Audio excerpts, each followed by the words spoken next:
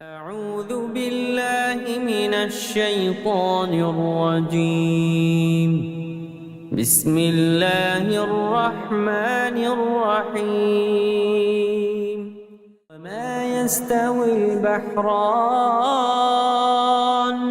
هذا عذب فرات سائغ شرابه وهذا ملح أجاج ومن كل تأكلون لحما طريا وتستخرجون حلية تلبسونها وترى الفلك فيه مواخر لتبتغوا من فضله ولعلكم تشكرون. السلام عليكم ورحمة الله وبركاته. ഖുർആൻ പദം 1500 ദിവസത്തിലേക്ക് എല്ലാവരെയും ഹാർദമായി സ്വാഗതം ചെയ്യുന്നു. വിശുദ്ധ ഖുർആനിലെ 35-ാമത്തെ അധ്യായമായ സൂറത്തുൽ ഫാത്തിറിലെ 12-ാമത്തെ ആയത്താണ് ഇന്ന് പഠന വിധേയമാക്കുന്നത്. ക്ലാസ് ആരംഭിക്കുന്നതിനായി ആദരണീയനായ ഡോക്ടർ A.I. വിലായത്തുള്ള സാഹിബിനെ ക്ഷണിക്കുന്നു. അസ്സലാമു അലൈക്കും വറഹ്മത്തുള്ളാഹി വബറകാതുഹു. അഊദു ബില്ലാഹി മിനശ് ശൈത്വാനിർ റജീം. ബിസ്മില്ലാഹിർ റഹ്മാനിർ റഹീം. വമാ യസ്തവിയൽ ബഹ്റാനി ഹാദാ അദ്ബുൻ ഫുറാത്തുൻ സായിഉൻ ശറാബു വഹാദാ മിൽഹുൻ ഉജാജ് ومن كل تأكلون لحما طريا وتستخرجون حلية تلبسونها وترى الفلك فيه مواخر لتبتغوا من فضله ولعلكم تشكرون. صدق الله العلي العظيم. സൂറത്ത് ഫാത്തിറിലെ 12-ാമത്തെ ആയത്താണ് ഞാനിന്ന് നിങ്ങളെ കേൾപ്പിച്ചിട്ടുള്ളത്. അല്ലാഹു പ്രാപഞ്ചിക പ്രതിഭാസങ്ങളിലേക്ക് വിരൽ ചൂണ്ടിക്കൊണ്ട് അല്ലെങ്കിൽ അവയെ മുൻനിർത്തി കൊണ്ട് ഈ പ്രപഞ്ച സാകല്യത്തിന് ഒരു ഏകനും പരമാധികാരിയുമായ ഒരു സ്രഷ്ടാവും രക്ഷാകർത്താവും ഉണ്ട് എന്ന കാര്യം ബോധ്യപ്പെടുത്തുന്ന വിധത്തില് ചില സംഗതികൾ പങ്കുവെക്കുകയാണ് നമ്മൾ വായിച്ചുകൊണ്ടിരിക്കുന്ന ആയത്തുകളിൽ. ഇന്നലെ നമ്മൾ പഠന വിധേയമാക്കിയ 11-ാമത്തെ ആയത്തില് മനുഷ്യ സൃഷ്ടിപ്പിനെ വിവിധ ഘട്ടങ്ങളിലെ അവസ്ഥകളെ പരാമർശിച്ചുകൊണ്ട് അല്ലാഹു ചില കാര്യങ്ങൾ വെളിപ്പെടുത്തുകയുണ്ടായി. മണ്ണിൽ നിന്നാണ് മനുഷ്യന്റെ സൃഷ്ടിപ്പിന് അല്ലാഹു തുടക്കമിടുകയുണ്ടായത്. തുടർന്ന് ഒരു ഇന്ദ്രിയ ഗണത്തിൽ നിന്ന് അതിനെ തുടർന്ന് ആണും പെണ്ണുമായി ഇണകളായിക്കൊണ്ട് രൂപമെടുത്തുകൊണ്ട് ഇങ്ങനെയൊക്കെയാണ് മനുഷ്യ സൃഷ്ടിപ്പ് ക്രമീകരിക്കപ്പെട്ടിട്ടുള്ളത്. ഒരു സ്ത്രീയും ഗർഭിണിയാവുകയോ പ്രസവിക്കുകയോ ചെയ്യുന്നില്ല അള്ളാഹുവിന്റെ അറിവിൽപ്പെടാത്ത വിധത്തില് എന്ന കാര്യവും അള്ളാഹു ചൂണ്ടിക്കാണിക്കുകയുണ്ടായി. ഓരോ വ്യക്തിയുടെയും സൃഷ്ടിപ്പ്, ഓരോ വ്യക്തിയും മാതാവിന്റെ ഗർഭപാത്രത്തില് രൂപമെടുക്കുന്നതും പിറവിയെടുക്കുന്നതും ഒക്കെ തന്നെ അള്ളാഹുവിന്റെ കൃത്യമായ ആസൂത്രണത്തിന്റെയും അറിവിന്റെയും ഒക്കെ ഭാഗമായിട്ട് മാത്രമാണ് സംഭവിക്കുന്നത്. അതുപോലെ ഒരാൾ വളരെ പ്രായമുള്ള ആളായി ദീർഘകാലം ജീവിക്കുകയാണ്, ആയുർദൈർഘ്യമുള്ളവനായിക്കൊണ്ട് ജീവിക്കുന്നുവെങ്കിൽ, അതല്ലെങ്കിൽ ആരുടെയെങ്കിലും ആയുസ് പ്രതീക്ഷിക്കപ്പെട്ട അത്രയും ദൈർഘ്യമുള്ളതല്ല എന്ന നിലക്ക് അയാൾ നേരത്തെ മരിച്ചു പോകുന്നുവെങ്കിൽ ഇതൊന്നും യാദൃച്ഛികമായിട്ട് സംഭവിക്കുന്ന കാര്യങ്ങളല്ല. അള്ളാഹുവിന്റെ കിതാബില്, അള്ളാഹുവിന്റെ രേഖയിൽ ഇതൊക്കെ നേരത്തെ രേഖപ്പെടുത്തപ്പെട്ട് കഴിഞ്ഞിട്ടുള്ള കാര്യം മാത്രമാണ്. അള്ളാഹുവിനെ സംബന്ധിച്ചിടത്തോളം ഇവയൊക്കെയും കണിശമായി രേഖപ്പെടുത്തുക എന്നതും ആ ക്രമമനുസരിച്ച് കാര്യങ്ങൾ അനാവൃതമാവുക എന്നതും ഒന്നും തന്നെ പ്രയാസകരമായ കാര്യമല്ല എന്നുകൂടി അവിടെ ചൂണ്ടിക്കാണിക്കപ്പെടുകയുണ്ടായി. അതിനുശേഷം ഇന്ന് നമ്മൾ വായിച്ച 12-ാമത്തെ ആയത്തില് അള്ളാഹു ജലസ്രോതസ്സുകളെ കുറിച്ച് പരാമർശിക്കുന്നതാണ് നമുക്ക് കാണാൻ കഴിയുന്നത്. വമാ യസ്തവി അൽ ബഹ്റാനി ഹാദാ അദ്ബുൻ ഫുറാത്തുൻ സായിഗുൻ ശറാബു വഹാദാ മിൽഹുൻ ഉജാജുൻ. ഈ വിധത്തില് അള്ളാഹു രണ്ട് ജലസ്രോതസ്സുകളെ പരാമർശിക്കുകയാണ്. വമാ യസ്തവി, ഒരുപോലെയാവുകയില്ല, തുല്യമാവുകയില്ല, ഒരുപോലെയാവുകയില്ല. അൽ ബഹ്റാൻ, രണ്ട് ജലസ്രോതസ്സുകൾ, അല്ലെങ്കിൽ രണ്ട് സമുദ്രങ്ങളെന്നോ രണ്ട് കടലുകളെന്നോ രണ്ട് ജലാശയങ്ങളെന്നോ ഒക്കെ നമുക്കത് പറയാൻ കഴിയുന്ന വിധത്തിലുള്ള ഒരു പ്രയോഗമാണ് അറബി ഭാഷയിൽ ബഹർ എന്നത്. അപ്പൊ രണ്ട് ബഹർ, രണ്ട് സമുദ്രങ്ങൾ അല്ലെങ്കിൽ രണ്ട് ജലസ്രോതസ്സുകൾ, ജലശേഖരങ്ങൾ, അത് ഹാദാ അദ്ബുൻ ഫുറാത്തുൻ സായിഗുൻ ശറാബു. ഒന്നാമത്തേത് ഇത് അദ്ബാണ്, നല്ല തെളിഞ്ഞ ഫ്രഷായ വെള്ളം ലഭിക്കുന്ന ഒരു സ്രോതസ്സാണ് ഒന്നാമത്തേത്. ഹാദാ അദ്ബുൻ. ഒന്നാമത്തെ ബഹർ ഇവിടെ പരാമർശിക്കപ്പെടുന്നത് ഫ്രഷ് വാട്ടർ ലഭ്യമാകുന്ന, അതുപോലെ ഫുറാത്തുൻ, രുചികരമായ സ്വീറ്റ് വാട്ടർ എന്ന് പറയാം. അദ്ബുൻ ഫുറാത്തുൻ, നല്ല സ്വീറ്റ് ഫ്രഷ് വാട്ടർ കിട്ടുന്ന ഒരു ജലസ്രോതസ്. സായിഗുൻ ഷറാബു, അത് കുടിക്കുന്നത് സുഗമമായ ഒരു അനുഭവമാണ്, പ്രയാസകരമായ അനുഭവമല്ല. അപ്പൊ കുടിക്കാൻ ഇഷ്ടപ്പെടുന്ന ആളുകൾ ഇഷ്ടപ്പെടുന്ന രുചികരമായ വെള്ളമുള്ള നല്ല ഫ്രഷ് വാട്ടർ ലഭിക്കുന്ന ജലസ്രോതസ്സായി ഒരു ബഹ്റും. വഹാദ മിൽഹുൻ ഉജാജുൻ, രണ്ടാമത്തേത് മറ്റൊന്ന് അത് ഉപ്പുരുചിയുള്ളതും കൈപ്പുറ്റതുമാണ്. ഇങ്ങനെ രണ്ട് വിധത്തിലാണ് അള്ളാഹുവിടെ ജലസ്രോതസ്സുകളെ പരാമർശിക്കുന്നത്. ഇത് രണ്ടും ഒരുപോലെയല്ല എന്നാണ് അള്ളാഹു വളരെ വ്യക്തതയോടുകൂടി പറയുന്ന ഒരു കാര്യം. ഒമാ യസ്തവി അൽ ബഹ്റാനി, ഈ രണ്ട് സമുദ്രങ്ങളും അല്ലെങ്കിൽ ഈ രണ്ട് ജലസ്രോതസ്സുകളും, ഒന്ന് രുചിയുള്ള, കുടിക്കാൻ കൊള്ളുന്ന തെളിഞ്ഞ ശുദ്ധമായ വെള്ളമുള്ള ഒരു ജലസ്രോതസ്സും, രണ്ടാമത്തത് ഉപ്പുരുചിയുള്ള കൈപ്പുറ്റ, കുടിക്കാൻ ആളുകൾ ഇഷ്ടപ്പെടാത്ത വിധത്തിലുള്ള വെള്ളമുള്ള ജലസ്രോതസ്സും. രണ്ട് ജലശേഖരങ്ങൾ, രണ്ട് സമുദ്രങ്ങൾ അല്ലെങ്കിൽ രണ്ട് ജലാശയങ്ങൾ, ഇത് രണ്ടും ഒരുപോലെയല്ല എന്നാണ് അള്ളാഹു ഇവിടെ വ്യക്തമാക്കുന്നത്.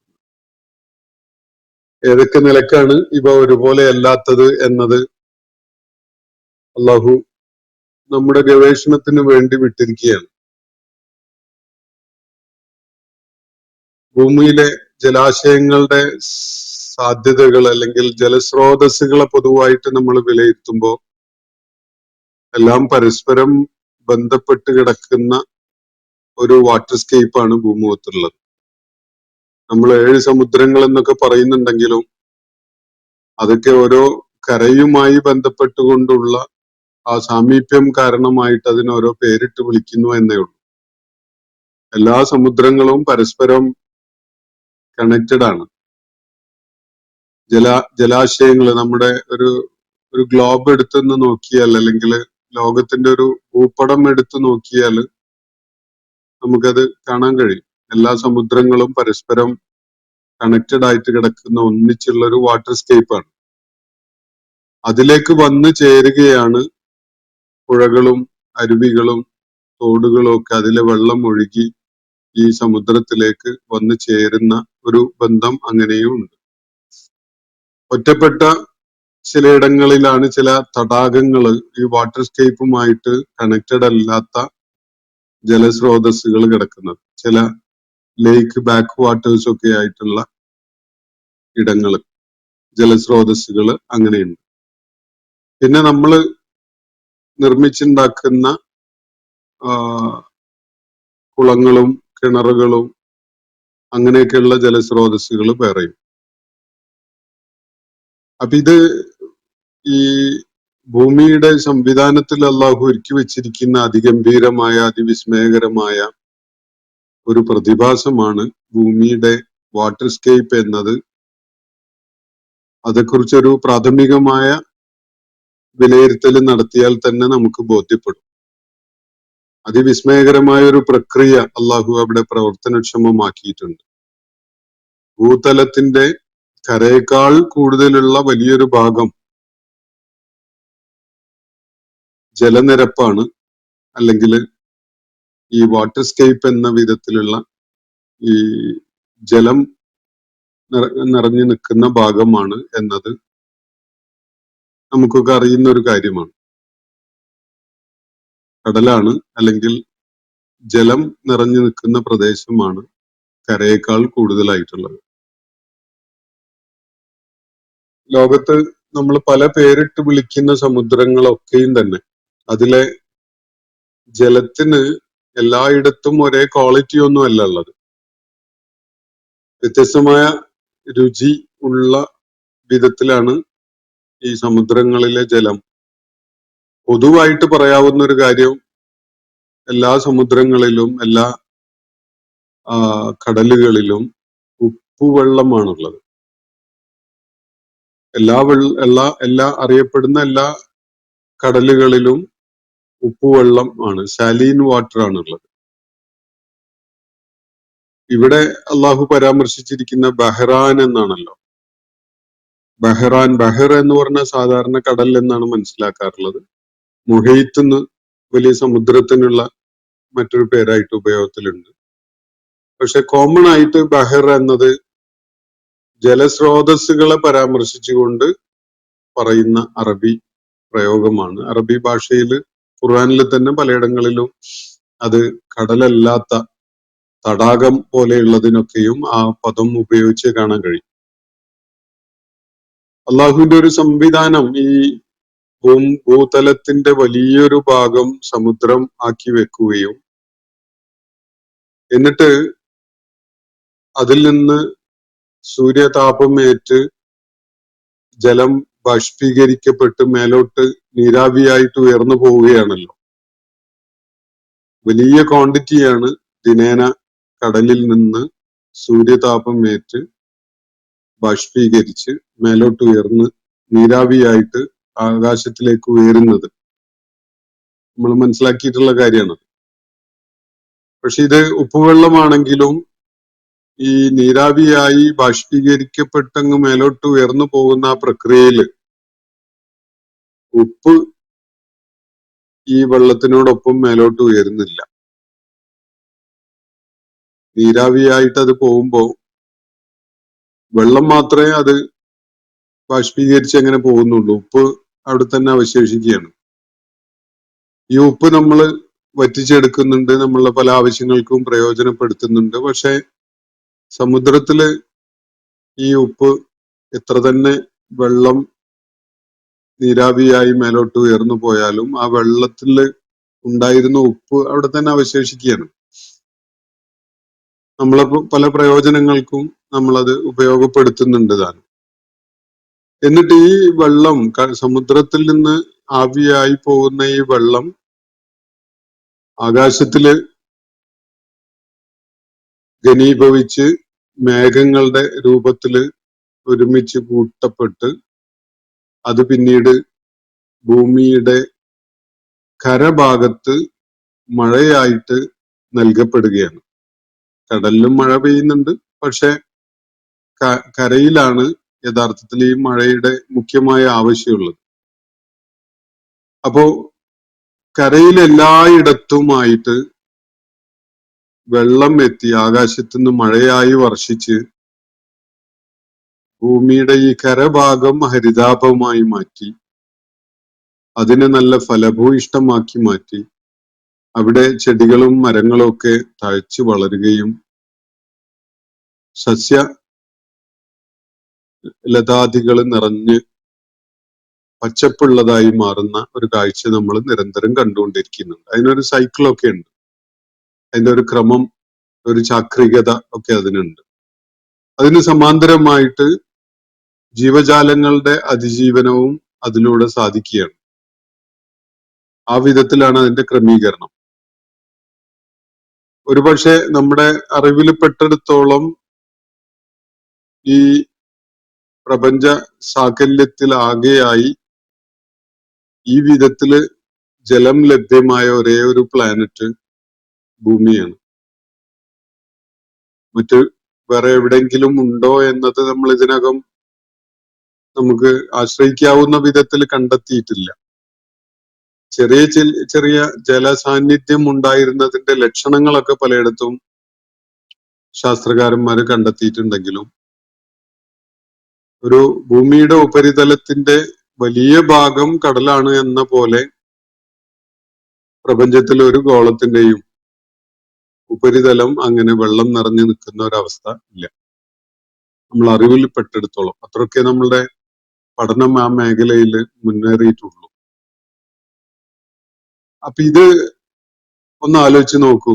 ഭൂമിയുടെ വലിയൊരു ഭാഗം ജലസാന്നിധ്യമുള്ളതാവുകയും എന്നിട്ട് സൂര്യതാപമേറ്റ് അത് ബാഷ്പീകരിക്കപ്പെട്ട് ആവിയായി ആകാശത്തിലേക്ക് അങ്ങ് ഉയർന്നു പോയി അത് മഴയായി കരയായ ഭാഗങ്ങളിലേക്കൊക്കെ ഒരു ക്രമം അനുസരിച്ച് വർഷിക്കുകയാണ്. എന്നിട്ട് അത് അവിടങ്ങളില് സസ്യലതാദികളെ ഉൽപ്പാദിപ്പിക്കാൻ കാരണമാവുന്നു.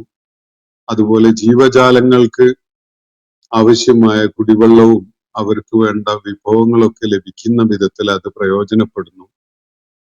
ഈ ഒരു സൈക്കിൾ പ്രവർത്തനക്ഷമമായത് ഒന്ന് ആലോചിച്ച് നോക്കുക. ആരാണ് ഇതിന്റെ ആസൂത്രണം നിർവഹിച്ചിട്ടുള്ളത്? വേറൊരു ഗോളത്തിലും നിലവിൽ നമ്മളെ സംബന്ധിച്ചിടത്തോളം അങ്ങനെയുള്ളതായിട്ട് അറിയാൻ പറ്റിയിട്ടില്ല.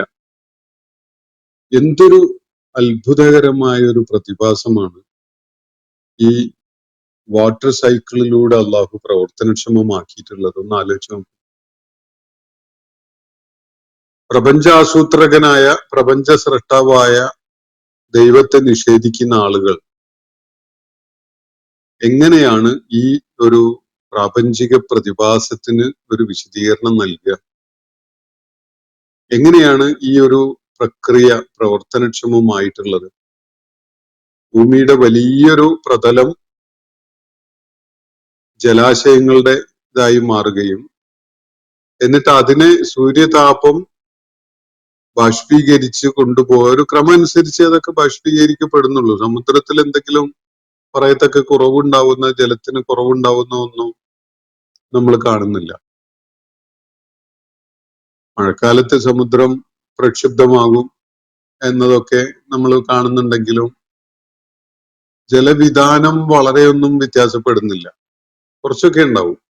അത് കാലാവസ്ഥയിലുള്ള വ്യതിയാനം അനുസരിച്ചുള്ള മാറ്റങ്ങൾ, കാറ്റിന്റെ ചലനമൊക്കെ അനുസരിച്ച് അങ്ങനെയുള്ള മാറ്റങ്ങൾ ഉണ്ടാവും. എന്നിട്ട് ഈ സമുദ്രത്തിലെ ജലം ആവിയായി പോയി അത് മഴയായി വന്ന് ഭൂമിയിൽ പതിക്കുന്നു. ഭൂമിയുടെ ഒട്ടുമിക്ക പ്രദേശങ്ങളിലും എത്തിയിട്ട് അത് അവിടെ ജീവൻ ഉൽപ്പാദിപ്പിക്കപ്പെടുന്നതിന് പറ്റിയൊരു സാഹചര്യം, അത് സസ്യങ്ങളുടേതായാലും മൃഗങ്ങളുടേതായാലും അതിനു പറ്റിയൊരു സാഹചര്യം ഉണ്ടായി വരുന്നു. അത് അനുസ്യൂതം നിരന്തരം നിത്യം എന്നോണം അല്ലെങ്കിൽ ഓരോ നിമിഷം എന്നോണം തുറന്നുകൊണ്ടിരിക്കുകയാണ്. ഈ ബാഷ്പീകരിക്കപ്പെടുന്നത് ഭൂമിയുടെ കടൽ ഭാഗത്തുള്ള ജലം മാത്രമൊന്നുമല്ല, കരയിലുള്ളതും ബാഷ്പീകരിക്കപ്പെടുന്നുണ്ട്.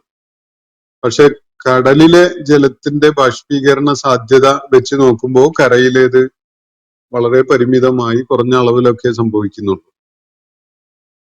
അപ്പൊ അള്ളാഹു ഇവിടെ സമുദ്രത്തിലെ ജലം എന്ന ഒരു വലിയ സാധ്യത ഉണ്ടാക്കി വെച്ചിട്ട്, അതിലാണല്ലോ ഉപ്പുജലാണ് അതിലുള്ളത്. അതിനെ പ്യൂരിഫൈ ചെയ്ത് അതിൽ നിന്ന് ഉപ്പ് വേർപ്പെടുത്തി ആവിയാക്കി മേലോട്ട് ഉയർത്തി അത് ശുദ്ധജലമായി മഴയായി താഴോട്ട് വർഷിക്കുകയും ആ വിധത്തില് ഇവിടെ ജലം വിതരണം ചെയ്യുന്നതിന് ഒരു അതിഗംഭീരമായ സംവിധാനം അവൻ ഒരുക്കിയിരിക്കുകയാണ്. അതിലെന്തെങ്കിലും ചില വ്യതിയാനങ്ങൾ ഉണ്ടാകുമ്പോൾ വരൾച്ച ഉണ്ടാകുന്നു, വെള്ളപ്പൊക്കം ഉണ്ടാകുന്നു. ഇവിടെ ജീവിത സാധ്യത വളരെ പ്രയാസകരമായതായി മാറുകയും ചെയ്യുന്നു. നമ്മൾ കാണുന്നുണ്ട്. തുടരെ 1-2 വർഷം ഒരു ഭൂപ്രദേശത്ത് മഴ പെയ്യാതായാൽ ആ പ്രദേശം ഒന്നാകെ ചത്തുപോവുകയാണ്. മനുഷ്യർക്ക് പോലും അവിടെ അതിജീവനം സാധ്യമല്ലാത്ത അവസ്ഥ വരും. എല്ലാ ആവശ്യങ്ങൾക്കൊന്നും ജലം മറ്റ് പ്രദേശങ്ങളിൽ നിന്ന് കൊണ്ടുവന്ന് ഒരു പ്രദേശത്തെ ജീവൽ സാധ്യതയുള്ളതാക്കി മാറ്റുക എന്നത് എളുപ്പമല്ല. മരുഭൂമിയിൽ പലയിടങ്ങളിലും അങ്ങനെയൊക്കെ ഇപ്പോൾ ചെയ്യുന്നുണ്ട്. പക്ഷെ അത് പ്രയാസകരം തന്നെയാണ്. വലിയ പ്രയത്നം ആവശ്യമുള്ള ഒരു സംഗതിയാണ്. അള്ളാഹുവിന്റെ ഈ സംവിധാനം, ഈ വിശാലമായ കടൽപ്പരപ്പിൽ നിന്ന് ജലം ആവിയായി ഉയർന്ന് അത് മഴയായി താഴോട്ടിറങ്ങി ഭൂമിയിൽ പതിക്കുകയും അവിടങ്ങളൊക്കെ ജീവൽ സാധ്യതയുള്ള ഇടങ്ങളായി മാറുകയും ചെയ്യുന്ന ഒരു നിരന്തര പ്രക്രിയ ഉണ്ടല്ലോ. ഇത് താനെ ഉണ്ടായതാണ് എന്ന് പറയാൻ ആർക്കാണ് സാധിക്കുക? എത്ര കൃത്യതയോടുകൂടിയാണ് അത് നിരന്തരം ആവർത്തിച്ചു കൊണ്ടിരിക്കുന്നത് എന്ന് ആലോചിച്ച് നോക്കൂ. അതില് ബോധപൂർവമായി തന്നെ ചില വേരിയേഷൻസ് ഉണ്ടാകുന്നത് നമ്മൾ കാണുന്നില്ലേ? ആ വേരിയേഷൻസ് അതിലുള്ള വ്യത്യാസങ്ങൾ നമ്മൾ പ്രതീക്ഷിക്കുന്നുണ്ട്. മഴക്കാലത്ത് തന്നെ ചില മാസങ്ങളിൽ കടുത്ത മഴ, അതിശക്തമായ മഴ, പ്രകൃതിക്ഷോഭം ഒക്കെ തന്നെ നമ്മൾ കണക്കുകൂട്ടുന്നുണ്ട്. വേനൽക്കാലത്ത് വരൾച്ചയുടെ അതിരൂക്ഷമായ സമയങ്ങൾ നമ്മൾ കണക്കുകൂട്ടുന്നുണ്ട്. പക്ഷെ അതൊക്കെ ഉള്ള അവസ്ഥയിൽ തന്നെ അതിഗംഭീരമായ ഒരു എഞ്ചിനീയറിംഗ് ഈ ഒരു സംവിധാനത്തിന്റെ പുറകിലുള്ളത് നമ്മളെ വിസ്മയിപ്പിക്കുന്നില്ല. ഇത് താനെ സംഭവിക്കും എന്നാണ് ഈ ആളുകള് മനസ്സിലാക്കുന്നത്. അതൊന്ന് ആലോചിച്ച് നോക്കൂ. അപ്പൊ ഈ ഒരു ചിന്തയാണ് അള്ളാഹു നമ്മളെ ഇവിടെ നമ്മുടെ മനസ്സിൽ രൂപപ്പെടുത്തുന്നത് ഈ ആയത്തിലൂടെ. ഒമാ യസ്തബി അൽ ബഹ്റാനി, 2 സമുദ്രങ്ങളും ഒരുപോലെ ആവുകയില്ല, 2 ജലസ്രോതസ്സുകളും ഒരുപോലെ ആവുകയില്ല. ആദാ അദ്ബുൻ ഫുറാത്ത്, ഇത് ഫ്രഷായ രുചികരമായ, അതുപോലെ സായിഉൻ ഷറാബു, കുടിക്കാൻ പറ്റുന്ന, നമുക്ക് തൊണ്ടയിലൂടെ ഇറക്കാൻ പ്രയാസമില്ലാത്തതായ ജലം ലഭ്യമായ ഒരു സ്രോതസ്, ഒരു ബഹർ. വഹാദ മിൽഹു നുജാജ്, മറ്റേതോ ഉപ്പുരുചിയുള്ള കൈപ്പൂറ്റ വെള്ളം. സമീപകാലത്തെ ഈ സമുദ്രാന്തർ ഭാഗങ്ങളിലേക്ക് ഒക്കെ മനുഷ്യന്റെ പഠന പ്രക്രിയകൾ എത്തിയതോടുകൂടി സമുദ്രത്തിനടിയിലും തന്നെ ശുദ്ധജലത്തിന്റെ കറൻസ് ഉള്ളതായിട്ട് കണ്ടെത്തിയിട്ടുണ്ട്. സമുദ്രത്തിനടിയിൽ തന്നെ ശുദ്ധജലം പ്രവഹിക്കുന്ന അരുവികളും അതുപോലെ പുഴകളും ഒക്കെ ഉള്ളതായിട്ട്.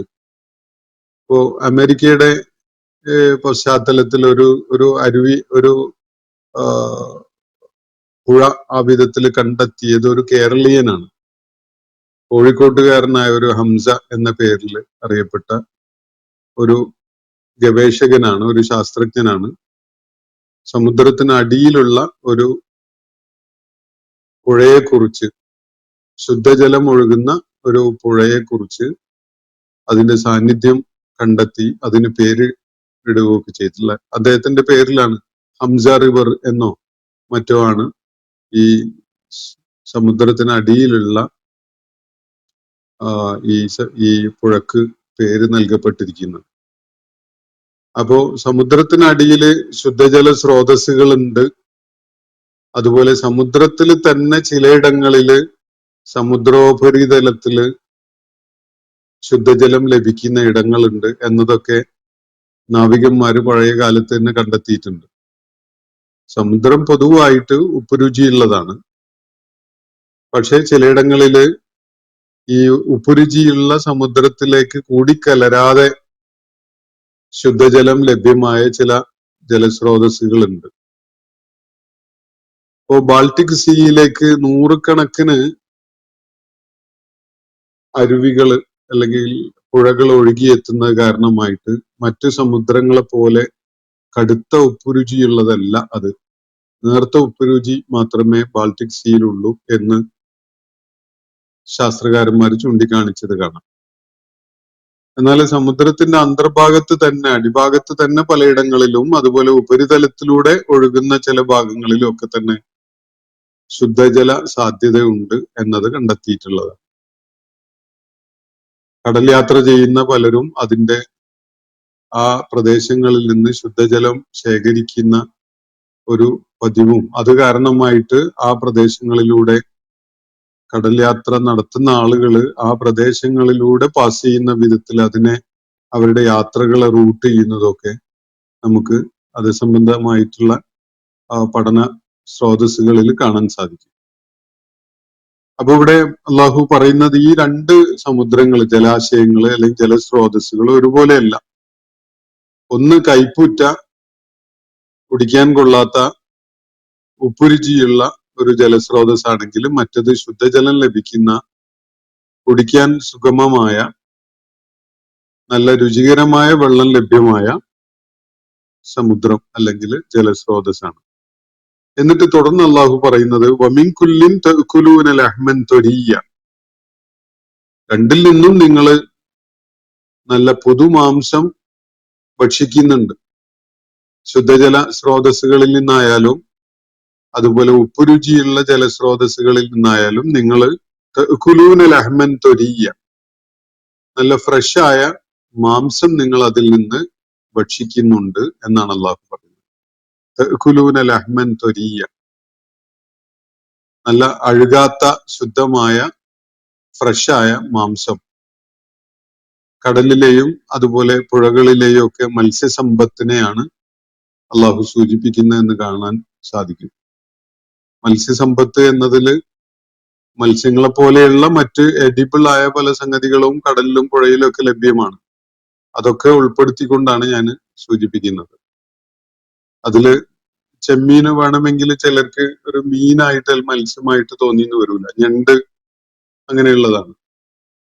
അതുപോലെ തന്നെ ഈ ചിലര് കല്ലുമ്മക്കായ എന്നൊക്കെ പറയുന്ന കക്ക, എരുന്ത് ഒക്കെ പോലെയുള്ള, അതുപോലെ കല്ലില് പറ്റിപ്പിടിച്ച് പാറക്കെട്ടില്, സമുദ്രത്തിനകത്ത് പാറക്കെട്ടില് പറ്റിപ്പിടിച്ചുണ്ടാവുന്ന വേറെ ഒരു വളരെ മാംസളമായ ഒരു ജീവിയുണ്ട്.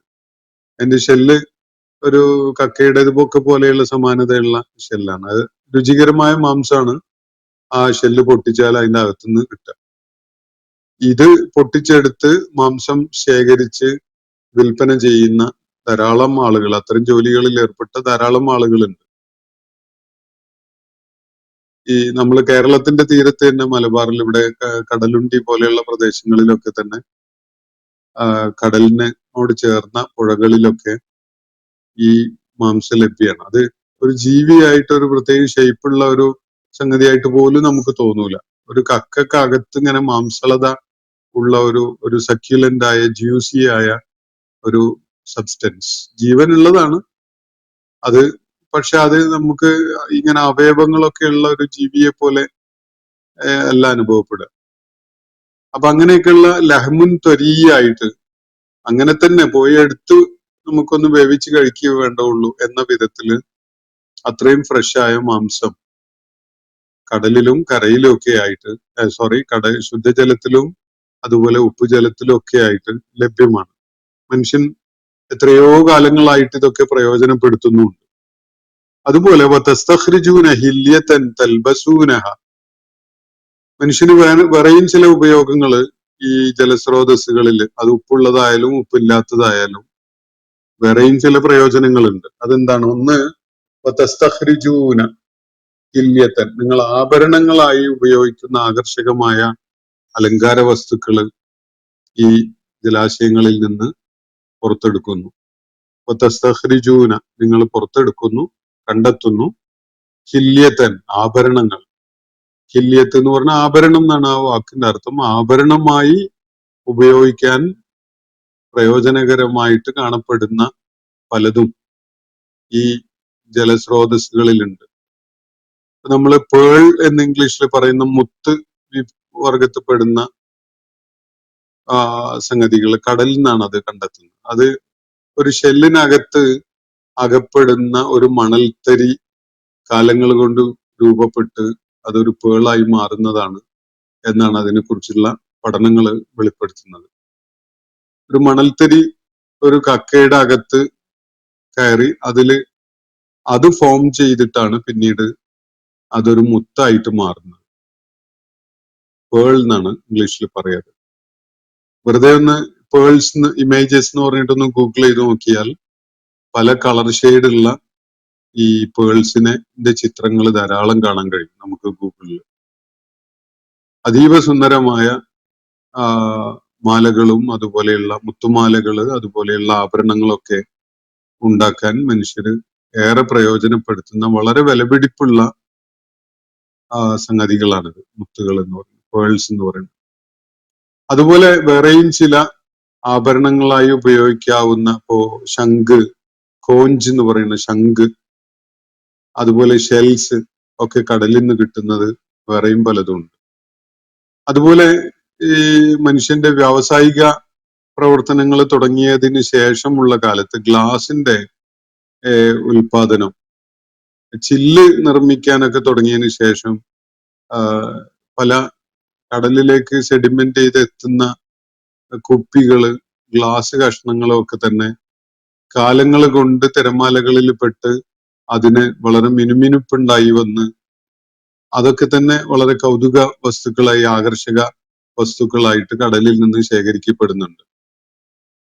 അപ്പോ കടല് അതുപോലെ നാച്ചുറൽ ആയിട്ട് കടൽ പാറകളിൽ നിന്ന് കടർന്നു വീഴുന്ന കല്ലുകള് ഈ തിരമാലകളിൽ പെട്ട് അതിന് സ്മൂത്ത്നെസ് വന്ന് അതും ഈ കൗതുക വസ്തുക്കളായിട്ട് ശേഖരിക്കപ്പെടുന്നത് കാണാൻ സാധിക്കും.